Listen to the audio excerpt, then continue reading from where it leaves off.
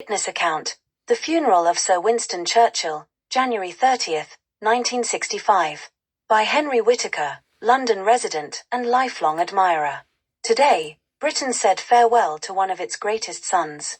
The funeral of Sir Winston Churchill, our wartime leader and symbol of resilience, was an event of profound solemnity and emotion.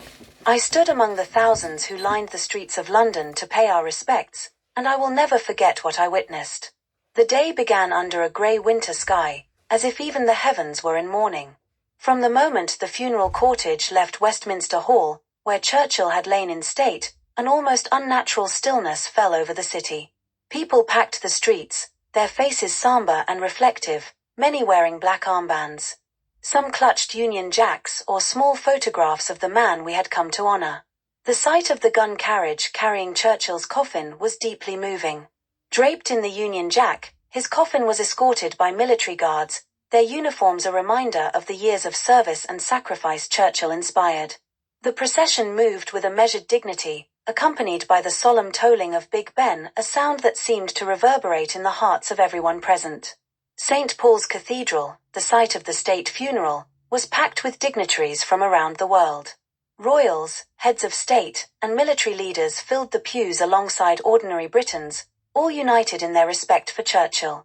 As the choir sang, the grandeur of the setting made it clear, this was not just a farewell to a man, but to an era.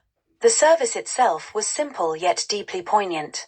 The Archbishop of Canterbury spoke of Churchill's unshakable spirit and his unparalleled role in defending freedom during our darkest hour. It was hard not to be moved as hymns echoed through the Great Dome, their words carrying a mix of grief and gratitude.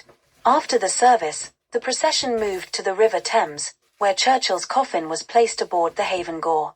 As the boat made its way down the river, dock workers and sailors lined the banks, their heads bowed. Cranes along the docks dipped in unison, a gesture so powerful it brought tears to many eyes. It was as though every corner of the city, every trade and walk of life, was paying its respects.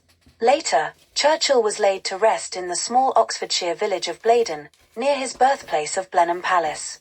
Though many of us could not follow that final journey, we knew he was going home, to rest in peace among his ancestors.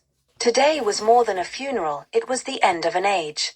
Churchill was not just a leader, he was a symbol of courage, defiance, and the unbreakable British spirit. As I stood there among the silent crowds, I felt an immense pride to have lived in the time of Winston Churchill. We shall not see his like again.